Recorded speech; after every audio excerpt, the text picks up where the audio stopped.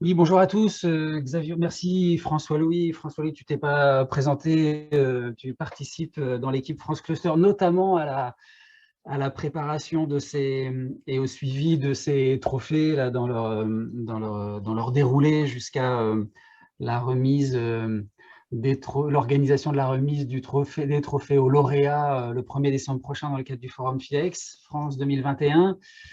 Donc moi, Xavier Roy, je dirige l'association France Cluster. Juste un élément de contexte pour vous présenter les raisons pour lesquelles, en partenariat avec AG2R La Mondiale, Romain Gano, ici présent, qui prendra la parole tout à l'heure, et puis également avec Silver Valley, Nicolas Menet, son directeur général, on a souhaité pour cette deuxième année consécutive, organiser un trophée Philex France sur la thématique du bien vieillir. Ça fait écho bien évidemment à un partenariat de grande proximité qu'on a avec AG2R La Mondiale, et puis aussi nos partenaires institutionnels. Alors j'invite celui qui parle à couper son Ouais, micro. c'est bon, j'ai eu la validation. Voilà. Voilà. Pouvez-vous couper les micros des personnes qui ne sont pas en ligne? Merci beaucoup. Voilà.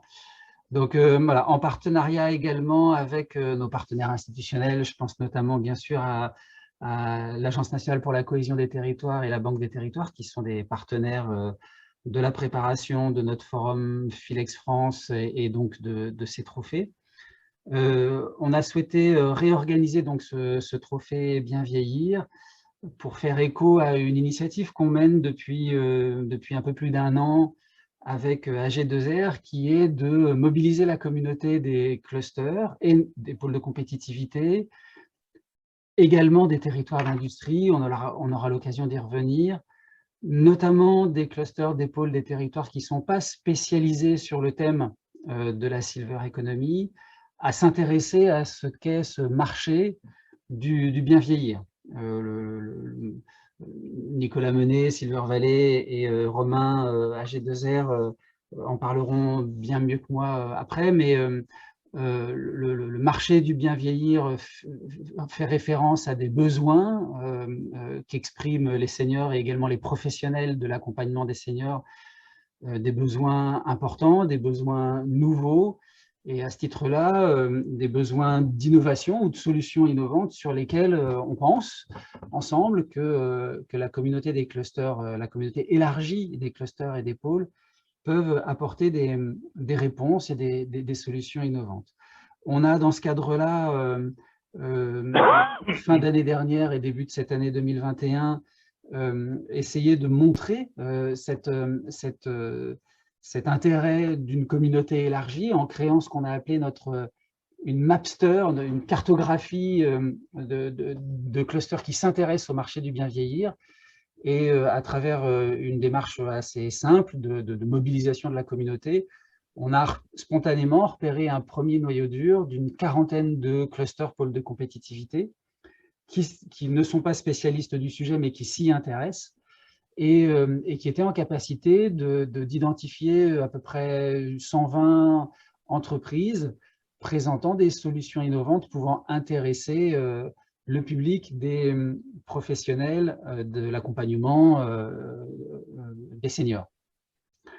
Cette cartographie, elle a donné lieu de façon très classique à une présentation, notamment Internet. Il y a un site Internet qui s'appelle Mapster Bien Vieillir, que j'aurai plaisir à partager avec vous qui regardez ce webinaire. Peut-être en lien, on mettra les liens de connexion vers cette Mapster Bien Vieillir, qui présente à la fois les 40 clusters, à la fois les 120 solutions innovantes, et qui est véritablement à destination des professionnels de l'accompagnement du bien vieillir, pour qu'ils puissent trouver dans cette communauté soit déjà des solutions existantes, soit éventuellement des interlocuteurs, managers de clusters, vers lesquels ils peuvent exprimer des besoins pour que des solutions émergent en réponse à ces besoins. Et donc, notre initiative à travers la présentation de ce trophée Mapster Bien Vieillir 2021 c'est de pouvoir encourager une extension de cette communauté en invitant la communauté élargie des clusters, des pôles de compétitivité, des territoires d'industrie à proposer dans le cadre de ce trophée des solutions innovantes au bénéfice des seniors et évidemment des professionnels de l'accompagnement, et à les faire connaître par le biais de ce trophée thématique. Voilà, ça c'était juste un court propos introductif. François-Louis, je te repasse la parole. Merci Xavier. On va maintenant tout à fait prolonger ton introduction avec un duo qui sera composé de Romain Gano, responsable autonomie et services au sein d'AG2R La Mondiale, et Nicolas Menet qui dirige Silver Valley. Je leur passe tout de suite la parole. Merci Xavier pour cette introduction. Alors, tout d'abord, un petit rappel. Aujourd'hui, AG2R La Mondiale est un groupe qui assure les particuliers, les entreprises, les branches pour protéger la santé, sécuriser le patrimoine, les revenus, prémunir contre les accidents de la vie et aussi préparer sa retraite. Nous soutenons aujourd'hui, via notre action sociale Agir Carco, le développement de produits et services répondant aux enjeux du bien vieillir et aux envies des retraités, et partageons avec France Cluster et Silver Valley 3 convictions qui sont très fortes. La première, c'est que la transition démographique, comme les transitions écologiques et les transitions numériques, va impacter l'ensemble des filières économiques françaises. Et la deuxième conviction est que l'ensemble des filières aura besoin d'expertise sur la transition démographique, car de fait, leurs clients seront très rapidement entre 30 et 50% de personnes retraitées. Enfin, la troisième conviction est que les clusters, quelle que soit leur thématique, auront un rôle à jouer prépondérant dans le développement des produits et services du bien vieillir pour répondre aux enjeux de cette transition. C'est pourquoi je vais passer tout de suite la parole à mon ami Nicolas Menet pour présenter le marché des seniors, et je la reprendrai plus tard pour évoquer avec vous le sens de notre partenariat avec France Cluster et les trophées Filex. Oui, bonjour tout le monde. Alors déjà, je voulais vraiment remercier France Cluster, dont je suis un des heureux administrateurs également, ce qui me permet de régulièrement être en contact avec notre directeur général Xavier. Donc merci beaucoup déjà de vous être penché sur le sujet du bien vieillir, donc bien sûr grâce à AG2R, et c'est un sujet absolument fondamental. Et donc Silver Valley, aujourd'hui il s'avère que c'est le cluster, et je pèse mes mots, c'est le cluster en Europe en fait qui s'occupe uniquement de ces sujets. Alors je voudrais faire une petite astuce, je ne sais pas si Xavier, il y a d'autres directeurs de cluster avec nous. Aujourd'hui, donc comme vous, je passe beaucoup de temps à présenter Silver Valley et mon cluster. Donc j'appelle plus ça un cluster parce qu'à chaque fois ça fait soit sourire les gens, soit les gens ne comprennent pas. Donc j'ai choisi le terme de pôle innovation. Comme ça, du coup, c'est un peu pôle de compétitivité, mais pas complètement. Donc je parle de pôle d'innovation, comme ça j'ai plus besoin d'utiliser le terme de cluster, parce qu'en plus, comme on travaille beaucoup avec des personnes très âgées, on se dit non mais c'est horrible, en fait c'est un cluster de personnes âgées, ils contaminent les vieux. Donc on fait très très attention à ce sujet. Donc voilà, donc aujourd'hui c'est vrai que je me présente plus comme un pôle d'innovation pour le moment, en tout cas de façon temporaire. Donc en tout cas Silver Valley, donc aujourd'hui on revendique la place de principal cluster d'innovation dédié à la longévité en Europe. Alors pourquoi? Parce qu'aujourd'hui, on a plus de 4500 porteurs de projets qui sont dans notre cluster. Donc, ça correspond à peu près à 300 projets d'innovation, donc 300 personnes morales qui représentent à peu près 4500 personnes physiques. Donc ça, c'est un point aussi important parce que c'est pas juste des projets, derrière, il y a des personnes, il y a certains projets sur lesquels il y a 10, 15, 20 personnes qui travaillent. Et par exemple, AG2R, qui est notre principal partenaire, il y a plus de 50 personnes d'AG2R qui sont sur les sujets du bien vieillir, avec bien sûr Romain comme chef de file. Donc ça, c'est un point très important, c'est-à-dire qu'on voit bien que c'est un sujet qui mobilise énormément. Et par ailleurs, on a constitué une communauté d'usagers finaux. Donc ça, je pense que c'est peut-être ça l'originalité, et c'est ça dont je vais parler maintenant. Une très grosse communauté d'usagers finaux en contractualisant avec des associations, ce sont des bénévoles. Donc aujourd'hui, on a développé une activité de bénévolat en fait pour des personnes âgées qui viennent raconter leur vie, qui viennent tester des produits, qui viennent co-créer des produits avec des designers, des entrepreneurs, des inventeurs.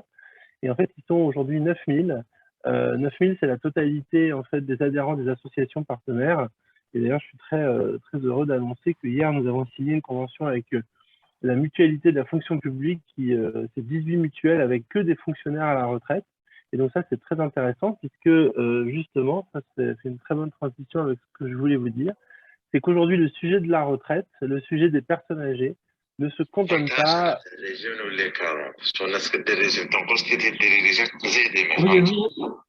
Pourriez-vous couper les micros des personnes qui ne sont pas en ligne? Merci beaucoup. Alors, donc je disais que aborder le principe, le marché du bien vieillir, ou le bien vieillir, ou la personne âgée, ou le retraité, comme vous voulez. Nous, on les appelle les seniors parce qu'on a discuté de ça avec eux et ça leur va très bien, même si c'est pas évidemment parfait. Il est important de ne pas aborder le sujet avec la vision, ce qu'on appelle la vision déficitaire. Qu'est-ce que c'est que la vision déficitaire? C'est tout simplement penser que parce qu'on avance en âge, on perd des capacités, on risque de chuter, on va perdre des muscles, on va être déprimé, on va être précaire, on va être fragile, on va devoir aller au Secours populaire, au Petit Frère des pauvres, à la Croix-Rouge. Donc c'est vrai, bien sûr, ça c'est vrai pour 4 millions de personnes à peu près, mais il y a 12 millions de personnes qui ne sont pas du tout dans cette situation. Et leur façon d'aborder le vieillissement et la retraite, c'est d'abord une approche existentielle, une approche qui n'est pas matérielle, c'est une approche de quelle est mon utilité, à quoi je sers, qu'est-ce que je fais, qu'est-ce que j'apporte, quel est mon engagement dans la société. C'est ça aujourd'hui les questions clés en fait des personnes âgées d'aujourd'hui. C'est pas comment je vais adapter mon habitat en urgence, comment je vais faire pour payer mon EHPAD, comment est-ce que je vais faire pour rester en bonne santé, comment je fais si j'ai une maladie chronique, etc., etc. Donc ça c'est vraiment voilà, je mets directement les pieds dans le plat.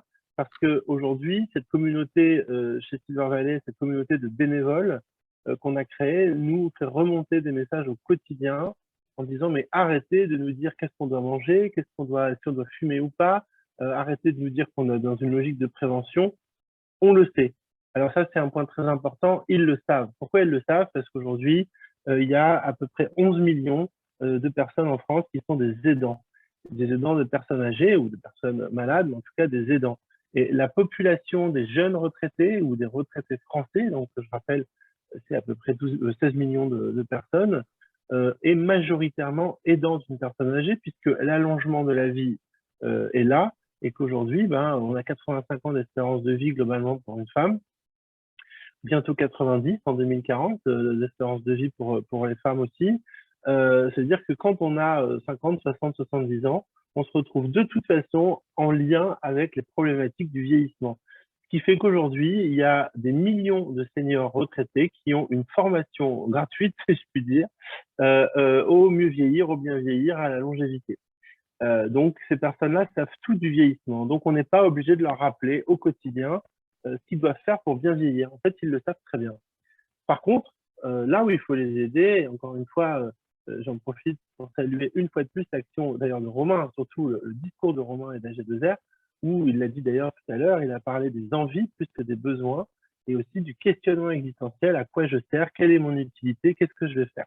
Donc aujourd'hui, quand on accompagne des projets d'innovation dans la longévité, il y a à peu près 20% des projets d'innovation chez Silver Valley qui sont consacrés effectivement à la perte d'autonomie, à la dépendance, au secteur médico-social et sanitaire. Donc là, ça va être tout ce qui est EHPAD, résidence autonomie, résidence senior, ou bien sûr secteur hospitalier, voire médecine, santé connectée. Donc là, il y a 20% de nos projets qui sont là-dessus, mais il y a 80% des projets qui sont sur, donc, par exemple, des plateformes de services. Alors, des plateformes de services pour pouvoir adapter son habitat de façon totalement souveraine, des produits pour adapter son habitat, des plateformes pour la mobilité, des plateformes pour la solvabilité, c'est-à-dire comment est-ce que je peux faire des économies d'argent pour avoir une meilleure retraite. On a toutes sortes d'éléments comme ça. Puis on a aussi bien sûr des choses autour du lien social, autour du divertissement. Donc on va avoir des plateformes de conférences en ligne, d'ateliers de prévention. On a même une start-up qui s'occupe de la biographie des personnes âgées. On a des activités sportives en ligne. On a toute une approche autour de l'autonomie numérique de la personne âgée. Donc en fait, ça va être la plupart des projets. C'est-à-dire que Là où effectivement, si on revient 20 ans en arrière, on parlait de gérontotechnologie, on était très centré sur les produits technologiques qui permettaient de compenser les problématiques connues et médicales en fait du vieillissement, donc on appelle la sénescence, le vieillissement naturel. Donc on avait ces technologies de ce type-là, alors beaucoup de détecteurs de chute, hein, il y en a plus de 200 aujourd'hui sur le marché. Mais aujourd'hui, en fait, on est plutôt sur des services. Et pourquoi est-ce que justement AG2R est là aussi? Je parle sous le contrôle de Romain, bien sûr, mais AG2R, en fait, est en train d'assurer un virage complet. C'est-à-dire, la plupart des groupes de protection sociale sont en train de devenir des offreurs de services avant d'être des caisses de remboursement. Donc, c'est aussi pour ça qu'ils sont très intéressés, puisque demain, la personne âgée aura prévu en fait son parcours de vie parce qu'elle le connaît finalement par avant. En revanche, elle va chercher à se fournir en biens et services qui vont lui permettre d'avoir une meilleure longévité, mieux vieillir. Donc là, quand on parle donc, de Mapster mieux vieillir, bien vieillir, on parle de tout ça avant tout. Ça n'exclut pas, bien sûr, les projets comme ceux qui vont nous être montrés tout à l'heure avec Zoé, par exemple, où là, on a un vrai progrès technologique pour le secteur médico-social et sanitaire, mais aussi le domicile, mais toujours dans une logique quand même médicale et de fragilité. En tout cas, il est important de connaître absolument cette définition du mieux vieillir et de changer le regard que vous pouvez avoir, pour ceux qui ne connaissent pas, sur les seniors, avec une logique de parcours de vie. Donc là, je fais des citations de ce qui a été dit. Nouveau parcours, nouvelle carrière. J'ai une personne de 90 ans qui m'a dit dernièrement, quand j'étais à la retraite à 65 ans, je me suis rendu compte que je devais faire une nouvelle carrière. Donc, il n'est pas en train de dire je dois faire du sport, bien manger, bien bouger, et puis aller chez le cardiologue tous les ans. Non, il a parlé d'une nouvelle carrière. Et cette personne, ce qu'elle a fait, c'est qu'elle a été, elle s'est débrouillée vraiment, c'était 20 ans en arrière, pour trouver en fait finalement un parcours de bénévolat, d'utilité sociale. Et là aussi, AG2R intervient notamment avec les parcours de passage à la retraite, où on va aider la personne âgée à choisir des activités, mais qui ne sont pas juste des activités, faire du tricot, jouer aux cartes. Ça peut être du soutien scolaire, du mentorat pour les entreprises, ça peut être Silver Valley, tout simplement. Aujourd'hui, on a une véritable offre bénévole, et donc qui n'a rien à voir avec les clubs des aînés qu'on trouve à peu près partout aujourd'hui, avec des activités que je pense que ni vous ni moi ici dans ce webinaire n'aurons envie de faire.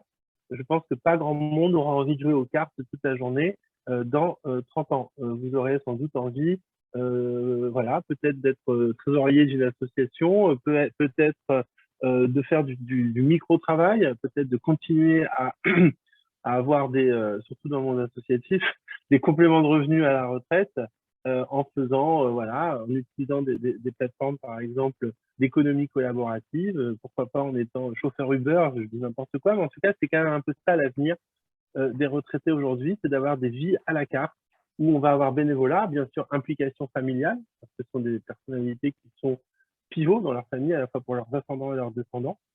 En effet, avec 45% des couples divorcés, enfin de familles monoparentales en France, le grand-parent, en fait, a un rôle de soutien familial et financier fondamental, donc ça prend du temps.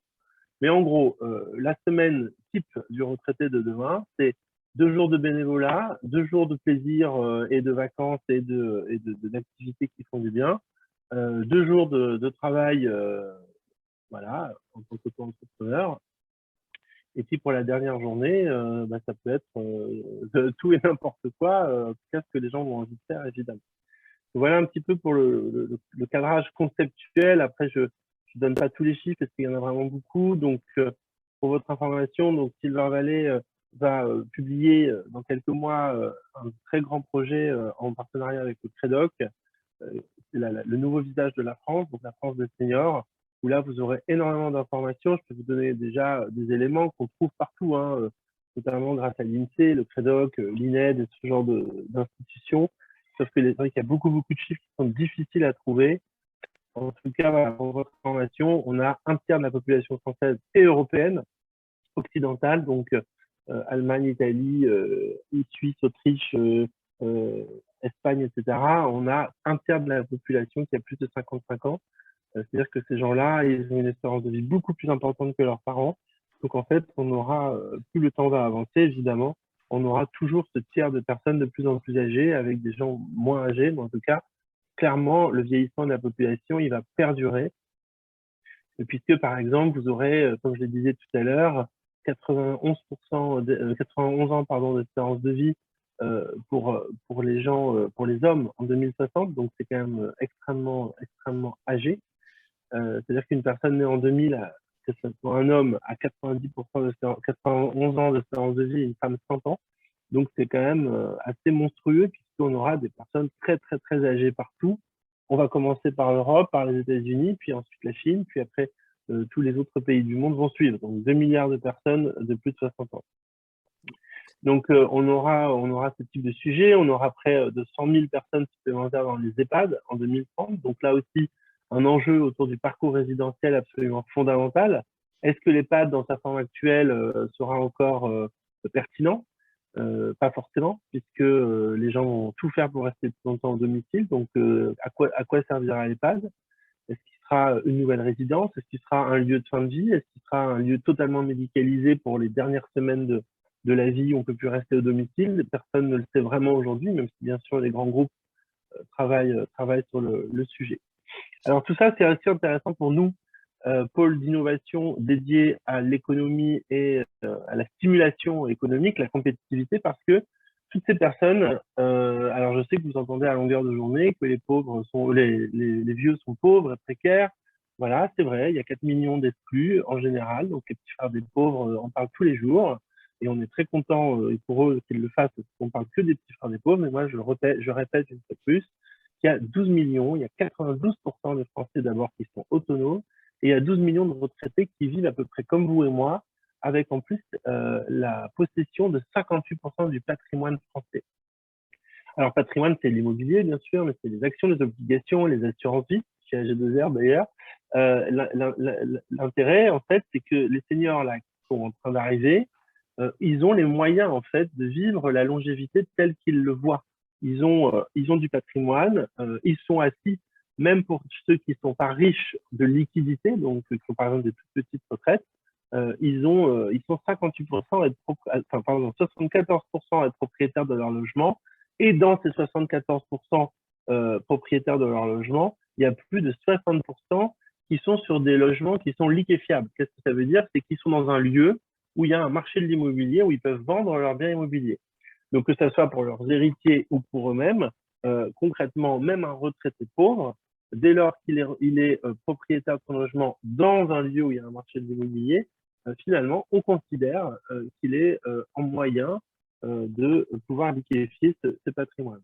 Alors, on ne va pas rentrer dans ce débat parce qu'effectivement, il y a plein de difficultés à liquéfier un patrimoine, mais en tout cas, il y a 61% des seniors qui estiment disposer d'un patrimoine suffisant pour envisager l'avenir. Donc là aussi, ce sont des gens, là il y a deux facteurs qui sont très importants à avoir en tête pour ceux qui vont se lancer dans le marché du bien vieillir, dans les clusters présents.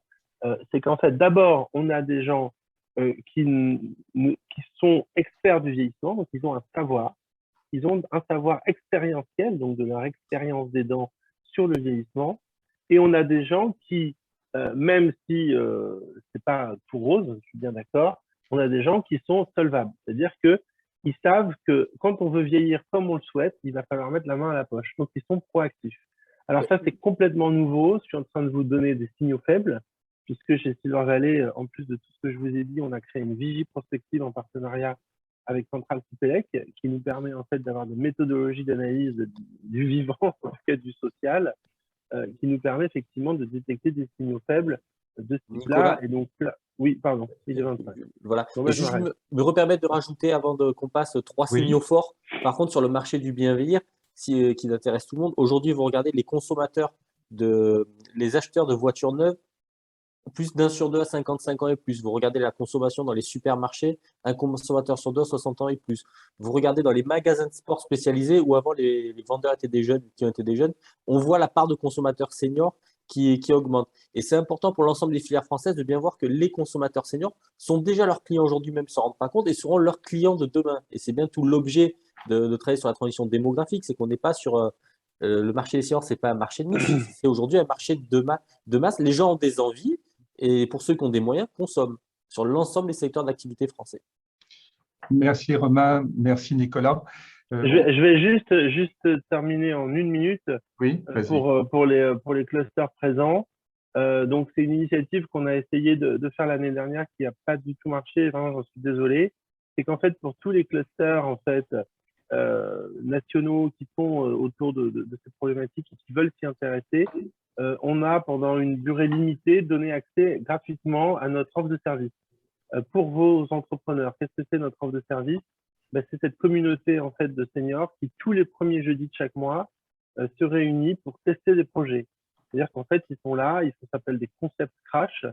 Les concept crash, en fait, ça permet à des porteurs de projets qui ont juste une idée, on n'est pas du tout dans quelque chose de concret, qui ont juste une idée sur un bout de papier, de venir rencontrer des gens qui ne sont pas des gens qui connaissent, des gens de toute la France, qui sont en ligne, hein, ça se passe sur Teams. Et en fait, ils peuvent pitcher pendant quelques minutes leur projet, avoir un retour, discuter avec des seniors, qu'est-ce que vous en pensez? Et même quand on a juste une idée sur un bout de papier, quand on vient d'un secteur complètement différent d'une autre, eh ben, vous pouvez profiter gratuitement, sans être adhérent à Silver Valley, de notre offre de service. Donc là, vraiment, je le redis, Xavier, ça c'est super important pour la démarche bien vieillir, pour l'évangélisation qu'on a souhaité faire, c'est que les clusters qui sont intéressés par le sujet peuvent s'appuyer sur l'offre de service pendant 6 mois à peu près gratuitement de Silver Valley pour envoyer vos porteurs de projets dans un cluster spécialisé.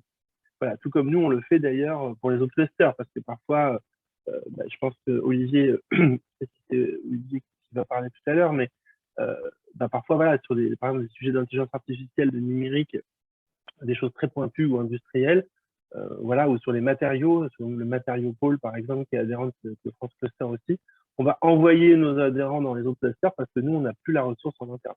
Donc, en tout cas, pour terminer, n'hésitez pas à prendre contact avec Silver Valley, puisque vous avez une offre de service, une expertise, une vigie prospective, une communauté de seniors qui permet d'affiner constamment les propositions de valeur des projets innovants, que ce soit des startups, bien sûr, des PME, des ETI et des grands groupes.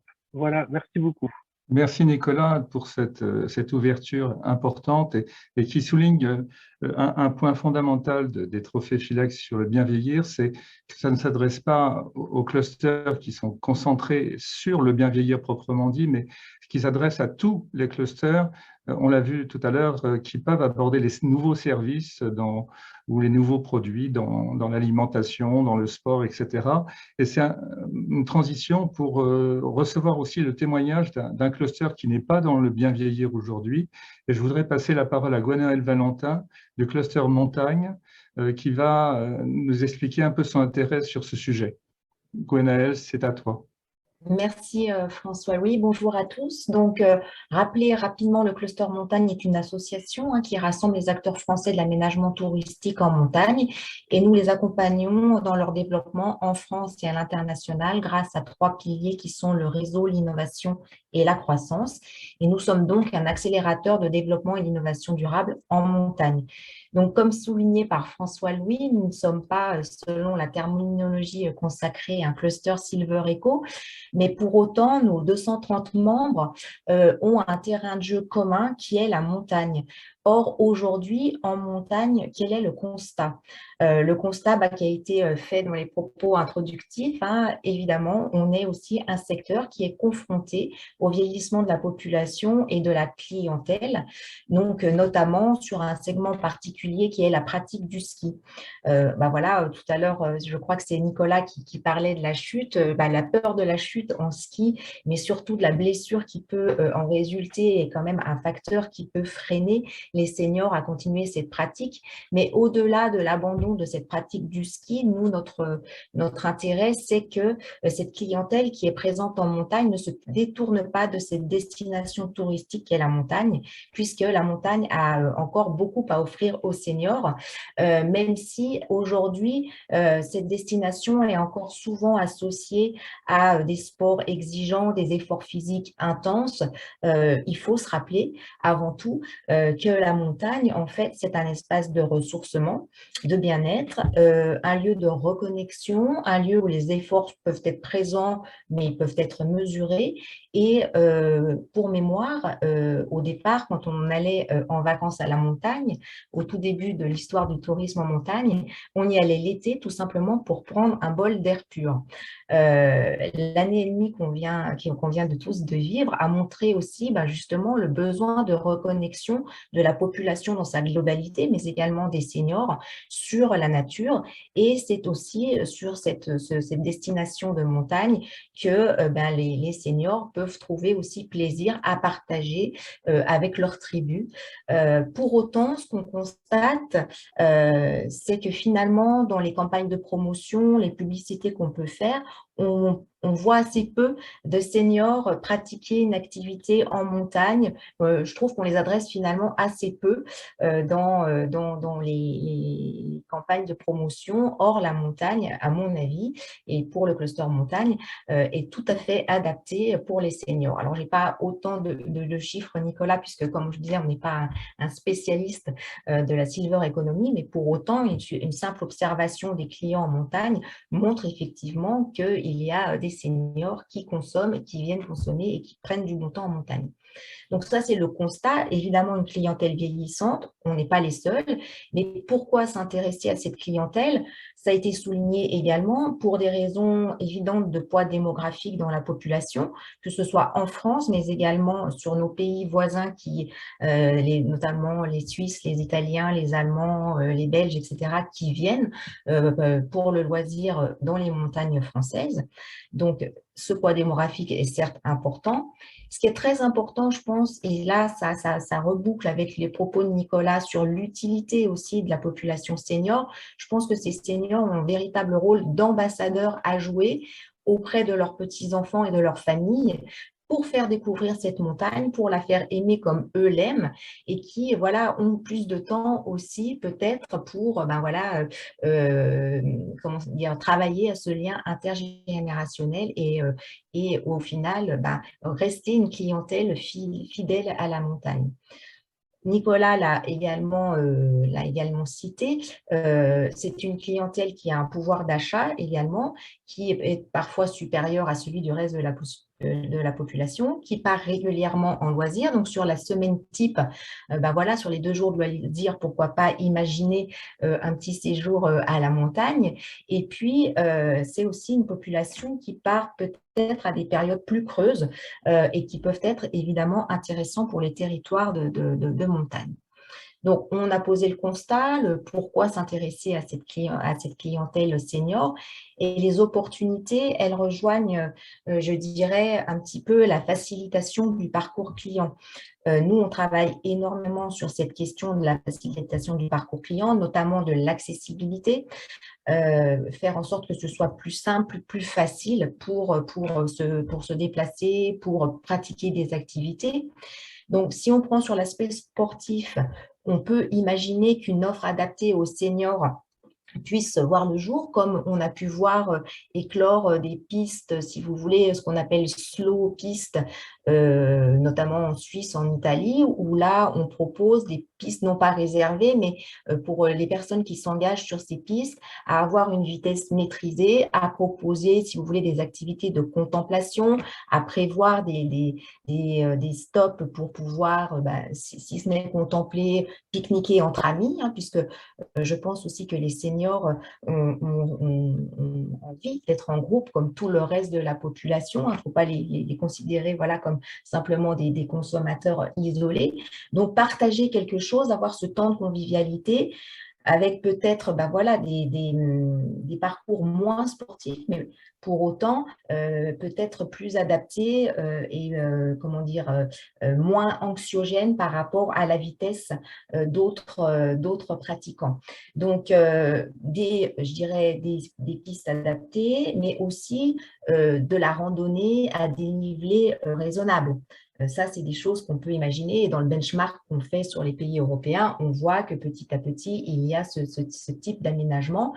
Et là, je dirais, la porte d'entrée peut être la clientèle senior, mais au final, elle va servir à toute la catégorie, à toutes les catégories de population, car qui serait contre une accessibilité meilleure, un confort d'usage meilleur, une offre de services plus importante, hein, notamment sur les services de transport, sur les services de livraison, sur les services de conciergerie peut-être également. Je pense que finalement, cette entrée par la clientèle senior peut avoir vraiment des effets bénéfiques pour l'ensemble des clients des destinations de montagne. Et puis la montagne, comme je le disais, ce n'est pas que du sport, c'est une destination de bien-être, de grand air, et les opportunités, c'est également de proposer des activités culturelles, des mises en valeur du terroir, du territoire, de la gastronomie, qui permettent aussi ces temps de partage qui sont importants pour toute la population. Donc, sur la facilitation du parcours client, il y a évidemment l'accessibilité qui reste importante.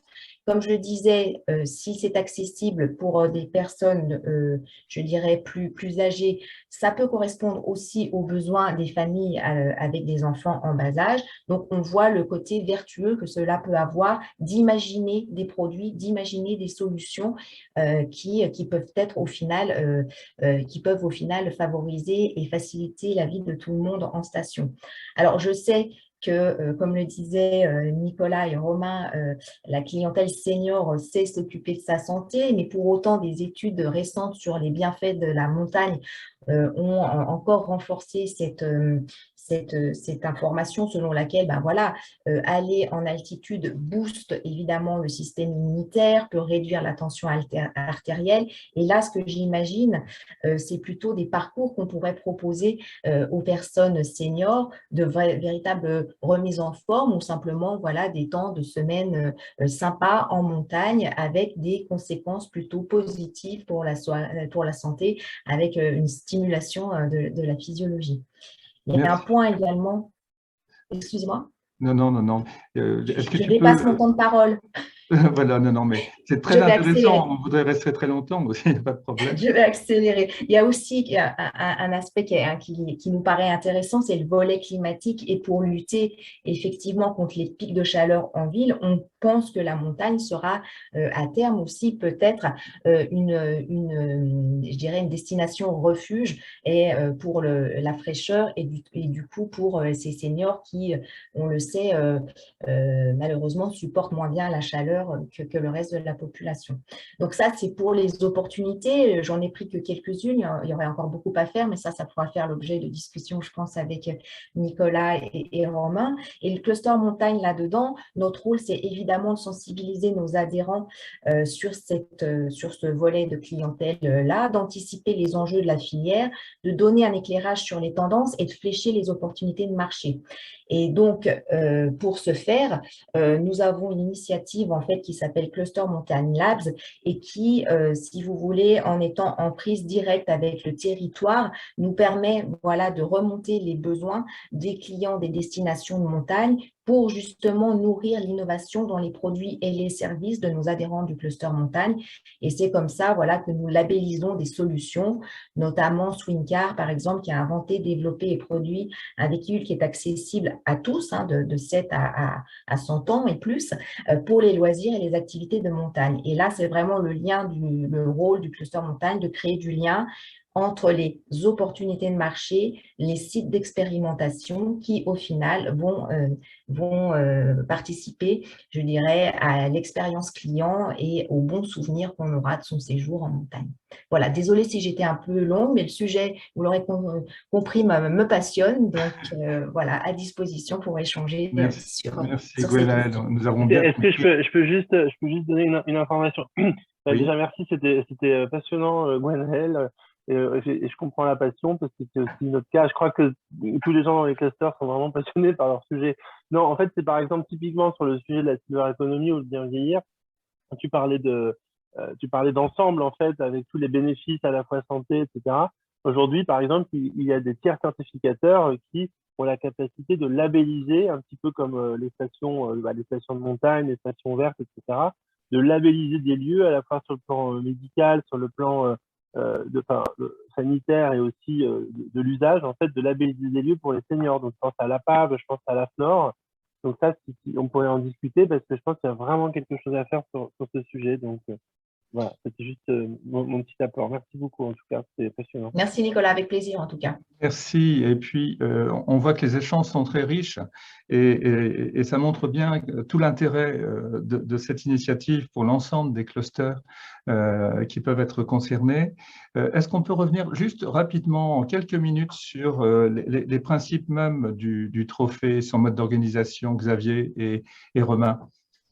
Oui, oui, bien sûr. Alors, je prends la main et puis peut-être pour juste présenter très succinctement le trophée lui-même, et puis Romain, tu rebondiras aussi pour marquer ton intention, ton intérêt là-dedans. Hop, je passe à la slide suivante. Le but du jeu, et je rebondis sur les propos tenus par Gwenaël Cluster Montagne, Cluster Montagne qui s'est inscrit assez naturellement, pour le coup, vous l'aurez compris, dans cette initiative qu'on avait créée de créer cette communauté de clusters non spécialisés sur la silver, mais qui quand même avaient des centres d'intérêt et des choses à proposer sur cette thématique-là. Donc voilà, Cluster Montagne, avec quelques initiatives d'entreprises, se sont inscrites sur cette cartographie Mapster Online, c'est super. Et puis, Gwenaël, on attend nombreuses tes propositions dans le cadre des trophées qu'on va présenter là tout de suite pour cette année 2021. Donc, on a lancé à cette rentrée, début septembre, ce trophée Filex pour filière d'excellence, sur la thématique du bien vieillir. Le titre, vous l'avez, il s'est affiché sur votre écran. Hein, donc, nous sommes en recherche de solutions innovantes pour les seniors et les professionnels accompagnants.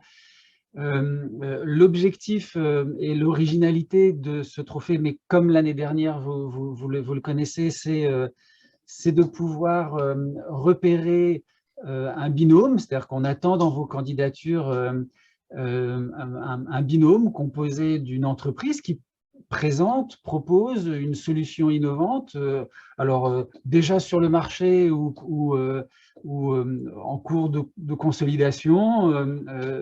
Voilà, donc ça peut être un projet, donc une entreprise qui a une solution innovante ou un projet de solution innovante et accompagnée par son cluster, la met aujourd'hui sur le marché. Donc voilà, c'est vraiment un binôme qui est attendu en termes de candidats pour ces propositions. Donc le cluster montagne proposera des choses. Tu peux candidater plusieurs fois si tu as plusieurs entreprises que tu souhaites mettre en valeur. Mais voilà, on est dans cette idée de bien mettre en exergue ce binôme et le rôle joué aussi par le cluster pour accompagner cette solution innovante proposée par l'entreprise dans la maturation de cette initiative.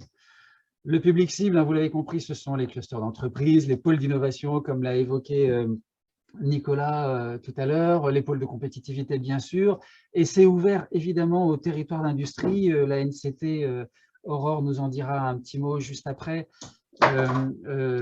était attachée et ça nous intéresse beaucoup que les territoires d'industrie qui portent un certain nombre d'actions pour accompagner la réindustrialisation de ces 146 territoires d'industrie. Un certain nombre de ces fiches actions sont sur la thématique de la silver economy ou du bien vieillir.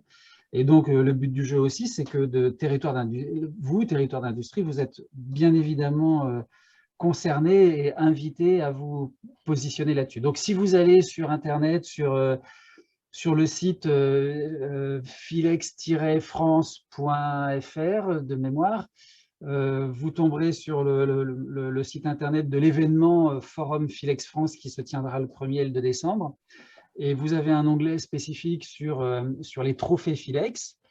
Le formulaire de candidature est light. L'objectif, c'est surtout pas de vous faire peur en ayant monté un document à renseigner trop lourd. Vous avez une parole assez libre pour présenter et la solution innovante et la contribution du cluster, donc la solution innovante de l'entreprise et la contribution du cluster en accompagnement de la maturation de cette solution innovante. Et donc, voilà, le calendrier spécifique lié à cet appel à candidature, c'est 30 octobre. Donc, vous avez tout le mois d'octobre pour candidater, 30 octobre pour la deadline de dépôt des dossiers de candidature. Nous aurons un jury de sélection de nominés. On fonctionne un peu comme au César ou aux Oscars avec un trio de nominés que le jury qui se réunira début novembre sélectionnera. On aura la possibilité, si vous faites partie des nominés, d'organiser un webinaire de pitch des nominés, donc des 3 nominés sur cette thématique bien vieillir le 16 novembre prochain. On enregistrera aussi ces pitchs qui seront présentés sous un format webinaire comme aujourd'hui. Et le but du jeu, c'est qu'entre le 16 novembre et le 1er décembre, nous organiserons un vote public. Donc, on fera vivre la présentation de ces solutions innovantes. Donc, c'est vraiment une plateforme de communication importante qui vous est proposée pour que, voilà, sur la base d'un vote public, nous puissions sélectionner le lauréat à ce trophée Philex. Donc, le 1er décembre, à Lyon, on aura une grande réunion, une grand-messe dans laquelle on aura le plaisir, et Romain, AG2R, aura le plaisir de pouvoir remettre la solution, le trophée au lauréat. Voilà les termes très courts de ce que sont, la manière dont s'organise ce trophée Philex. Est-ce que Romain, tu veux réagir? Pardon, François-Louis, je transmets le relais. Est-ce que tu veux réagir à cette présentation très courte du trophée? Très courte, mais tu as dit l'essentiel. Ce qui est vraiment important, c'est qu'on va juger dans les trophées sur l'accompagnement qui est proposé par le cluster, donc vraiment remplissez bien cette partie-là, sur la qualité du projet lié au bien vieillir. Et le choix qui peut étonner d'AG2R à la mondiale, c'est le travail sur des clusters pôles territoire d'industrie non dédiés à la silver economy. Pourquoi? Parce qu'on soutient déjà tous ceux qui sont dédiés à la silver economy, avec lesquels on a, comme Nicolas, avec lesquels on a des actions très fortes. Mais on est quand même persuadé qu'il y a aujourd'hui, la transition démographique va impacter tous les secteurs et qu'on va avoir des solutions arrivées par des clusters qui ne sont pas dédiés à la silver economy parce que l'économie du bien-vieillir deviendra aussi l'économie générale pour une partie de l'activité. Donc voilà, on est très heureux. Il y en a une très belle édition en 2020 sur ce trophée-là. On attend une belle édition en 2021. Mais ce qu'on veut, c'est vraiment pouvoir juger de la pertinence du projet sur le bien-vieillir et de la qualité de l'accompagnement du cluster. Et on était un petit peu, des fois, chagriné l'an dernier que cette partie-là n'ait pas été assez mise en avant. Donc vraiment, voilà, remplissez. Si vous avez plusieurs projets, j'entends que j'ai été très intéressé par ce qu'a dit le cluster montagne, remplissez plusieurs projets s'il y en a plusieurs qui sont accompagnés dans les clusters. Voilà, il faut vraiment montrer que les territoires d'industrie, que les clusters s'intéressent à cette transition démographique parce que ce sera une partie de l'économie de demain. Merci Romain. On a parlé beaucoup de clusters, mais c'est intéressant aussi d'étendre la réflexion au territoire dans l'industrie. Je passe tout de suite la parole à Aurore Coleman qui s'occupe du programme Territoire d'industrie à la NCT. Bonjour Aurore. Bonjour François-Louis, bonjour à tous. Merci beaucoup de nous donner l'occasion de nous exprimer à l'occasion de ce webinaire. Donc Xavier l'a rappelé tout à l'heure, l'Agence nationale de la cohésion des territoires est partenaire au niveau national de France Cluster. Donc nous avons le plaisir de soutenir globalement le forum Philex et les 3 trophées Philex, 3 trophées thématiques, dont celui-ci. Et par ailleurs, la NCT porte avec la Direction générale des entreprises un programme qui s'appelle Territoire d'industrie. Donc, territoire d'industrie, en quelques mots, cela concerne 146 territoires au niveau national. Nous avons d'ailleurs des territoires de montagne qui sont labellisés territoires d'industrie. Ils regroupent plus de 500 intercommunalités et qui travaillent avec les acteurs industriels et d'autres partenaires à l'élaboration de plans d'action pour développer ou redévelopper l'industrie dans les territoires. Donc, évidemment, ces plans d'action portent sur différents niveaux de transition dans l'industrie. Donc, on adresse notamment les enjeux de transition écologique, énergétique, les enjeux de transition numérique, digitale, et puis les enjeux de transition démographique, qui sont l'objet de ce trophée thématique, sont aussi des enjeux importants. Donc, je ne reviens pas sur les... Je ne reviens pas sur les enjeux de marché qui ont été amplement développés par les intervenants précédents. Simplement, moi, ce que je souhaiterais souligner dans le prolongement de la présentation de Xavier, c'est l'intérêt pour nos territoires d'industrie, pour nos acteurs, porteurs de projets et partenaires de pouvoir candidater à ce trophée Philex thématique, c'est de pouvoir valoriser un binôme.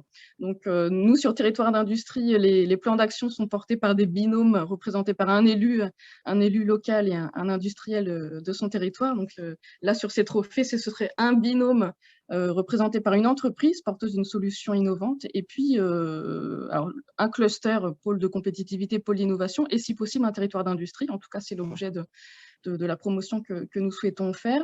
Il y a aussi des enjeux en termes d'impact, c'est-à-dire non seulement pour le porteur de projet, mais aussi plus globalement pour le territoire et le cas échéant pour le territoire d'industrie dans le cadre d'une candidature commune. Et puis enfin, nous souhaitons que ces actions, ces projets soient valorisés plus largement dans le cadre de cette communauté élargie entre clusters, pôles d'innovation, pôles de compétitivité et territoires d'industrie. Et c'est aussi l'objet de cette initiative de former une communauté élargie et de pouvoir travailler en commun sur des projets, qu'ils soient inscrits ou non dans les plans d'action de territoire d'industrie. Donc nous soutenons cette initiative et en particulier sur ce marché du bien vieillir. Merci Aurore. Et pour conclure cette présentation des trophées Philex sur le bien vieillir, je voudrais passer la parole à un ancien lauréat, celui de l'année dernière, qui a pu bénéficier de cette visibilité dont on a parlé et qui peut nous décrire aujourd'hui un petit peu son vécu. Donc je voudrais passer la parole à Olivier Menu, qui est responsable de la société OSO A2I, lauréat 2020. Olivier, c'est à toi. Bien, bonjour à tous, merci de m'accueillir ici. J'ai écouté avec un vif intérêt les personnes qui ont eu l'amabilité de parler avant moi. Alors, donc OSO AI, qu'est-ce que c'est et comment on a bénéficié des trophées Philex? Donc, en quelques mots, OSO AI, c'est une jeune entreprise qui s'est créée fin 2018. On est parti du constat que lorsqu'on était assis chez vous, lorsqu'on est assis chez soi sur un canapé, que l'on écoute, qu'on ferme les yeux, qu'on se concentre, juste avec les sons, au final, on est capable d'analyser à peu près tout ce qui se passe dans la maison, ce que font les gens dans la cuisine, ce que font les gens dans le couloir, et on est surtout capable de comprendre si on doit intervenir ou pas.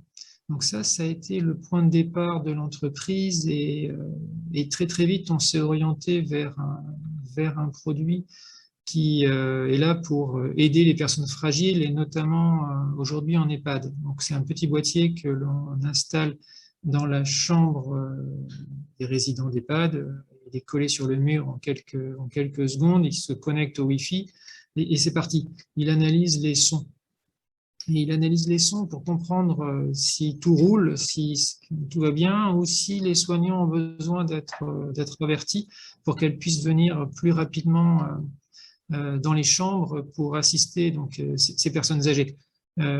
Typiquement, si les gens sont tombés, si les gens gémissent, si les gens vomissent, si les gens sont stressés, si les gens appellent à l'aide, si les personnes âgées ont besoin quelque part d'une assistance qui peut être soit de l'urgence, soit du confort. C'est ça que l'on fait, c'est ça que l'on développe. Et aujourd'hui, on a équipé à peu près 500 chambres d'EHPAD. On commercialise notre produit, donc on a des vrais clients. Et l'entreprise aujourd'hui, c'est 25 personnes réparties entre Grenoble, Brest et Toulouse. Le gros des troupes est brestois. On vient un peu du Far West. Et que vous dire de plus sur OSO AI? Oui, on a réalisé une levée de fonds de 4 millions d'euros en 2020 auprès d'investisseurs de renom et notamment de la région Bretagne. Nous, on a un peu la caractéristique qui n'est pas forcément banale d'avoir la région Bretagne comme actionnaire direct de l'entreprise. Donc ça vous montre bien le positionnement qui est le nôtre auprès des personnes fragiles et la reconnaissance qui est la nôtre également des pouvoirs publics. Alors ça, c'était la partie Ozoaï. Maintenant, le trophée Philex, alors on n'a pas forcément fait beaucoup de bruit dans les premiers moments d'Ozoaï.